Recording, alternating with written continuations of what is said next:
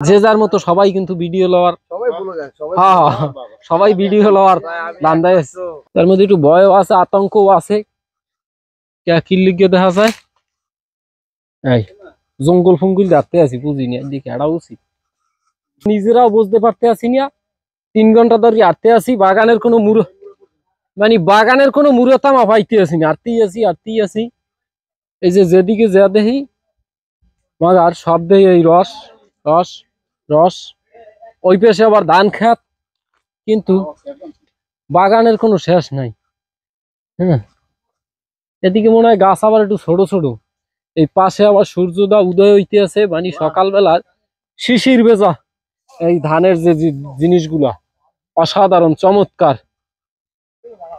এই ওই পাশে আবার ওই আমাদের এই যে গ্রুপ যারা যারা আছে সবাই একটু সামনে বাড়াও আস্তে আস্তে। হ্যাঁ, যে যার মতো সবাই কিন্তু ভিডিও লওয়ার সবাই ভিডিও লওয়ার ধান্দায় আছে।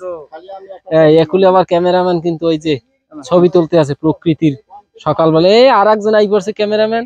তুমি কি করবা? তুমিও যাও। আমি ওই যে কি কয় ক্যামেরাম্যানের পাহারাদার আছে, আমি হতবাগা হতদরিদ। যাই হোক, ওইদিকে আবার ওই আমরা আসলে গ্রুপের সবাই মোটামুটি কে দেয়। আমার ভাই অনেক আগ থেকে ইচ্ছে ছিল যে খেজুর রস বা বোলের রস কিভাবে তো মূল কথা হয়েছে যে এই যে রস, এই দেখেন খাজুর গোলের রস মানে গোলবাগানটার আসলে যে পরিধি, এই পরিধিটা বললে যে বোঝান যাইবে না। এইটা সংক্ষেপ একটা কথা কই, এইটা হচ্ছে এই দিক দিয়ে একটু ক্যামেরায় দেখাই।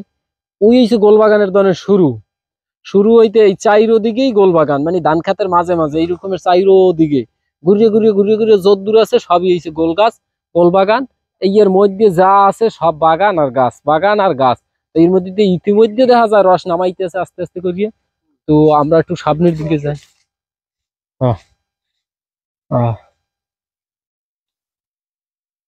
তার মধ্যে একটু ভয়ও আছে, আতঙ্কও আছে। কি লিখে দেখা যায় এই জঙ্গল ফঙ্গল যাতে আছি বুঝিনি দিকে এড়া উচিত। এইতে যাইতে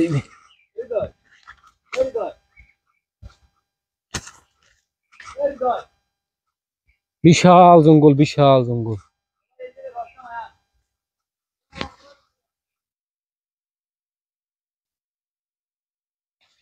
এই যে পাশে আবার একটা খাল আছে, এই খাল।